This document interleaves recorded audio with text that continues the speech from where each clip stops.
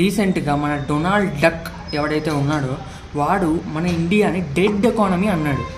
సరే, ఆ dead economy ఎలా ఉందో చూద్దాం పదండి. ఇంటర్నేషనల్ మానిటరీ ఫండ్ ప్రకారం లేటెస్ట్గా రిలీజ్ చేసిన అవుట్లుక్లో ఇండియా 6.4% గ్రోత్ రేట్తో 2025-2026 ఫైనాన్షియల్ ఇయర్ గ్రో అవ్వబోతుంది. ఇది ఎవరు చెప్పారు? మన ఇండియన్ రిపోర్ట్స్ కాదనమాట, IMF నుంచి వచ్చిన రిపోర్ట్.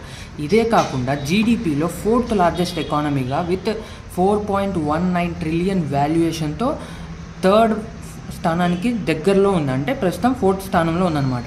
ఇలాంటి ఎకానమీని డెడ్ ఎకానమీ అంటున్నారు. ఇదే కాకుండా మన హురూన్ గ్లోబల్ రిపోర్ట్ ఇండెక్స్ ప్రకారం యూనికార్న్స్ అంటే స్టార్టప్స్ విత్ $1 బిలియన్ వాల్యుయేషన్ అనమాట, వాటిని యూనికార్న్స్ అంటారు. అలాంటి స్టార్టప్స్ యూనికార్న్స్ మన ఇండియాలో 64 నుంచి 121 యూనికార్న్స్ ఉన్నాయి. దీంతో మన ఇండియా 3rd ర్యాంక్లో ఉందన్నమాట. ఇన్ని విషయాలే కాకుండా దీని అన్నిటికీ అమ్మ మొగుడు యునైటెడ్ పేమెంట్ ఇంటర్ఫేస్ UPI. ఈ UPI ఏ రేంజ్లో వెళ్తుందంటే రీసెంట్గా మన జూలై ట్రాన్సాక్షన్స్ చూసుకుంటే 19.5 బిలియన్ ట్రాన్సాక్షన్స్ జరిగాయి అనమాట. అంటే ప్రతి మంత్ ఒక కొత్త రికార్డ్ సృష్టిస్తుంది UPI రికార్డ్ ట్రాన్సాక్షన్స్ అనేవి.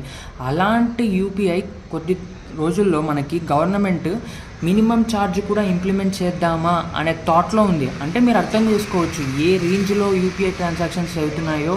ఇంకా దాని ట్రాన్సాక్షన్స్ లిమిట్ అనేది అవుట్ ఆఫ్ కంట్రోల్ అయిపోతుంది. కాబట్టి ఎంతోమంది వాడుతున్నారు కాబట్టి గవర్నమెంట్ మినిమం ట్రాన్సాక్షన్ ఛార్జ్ వేయాలని థాట్లో ఉంది.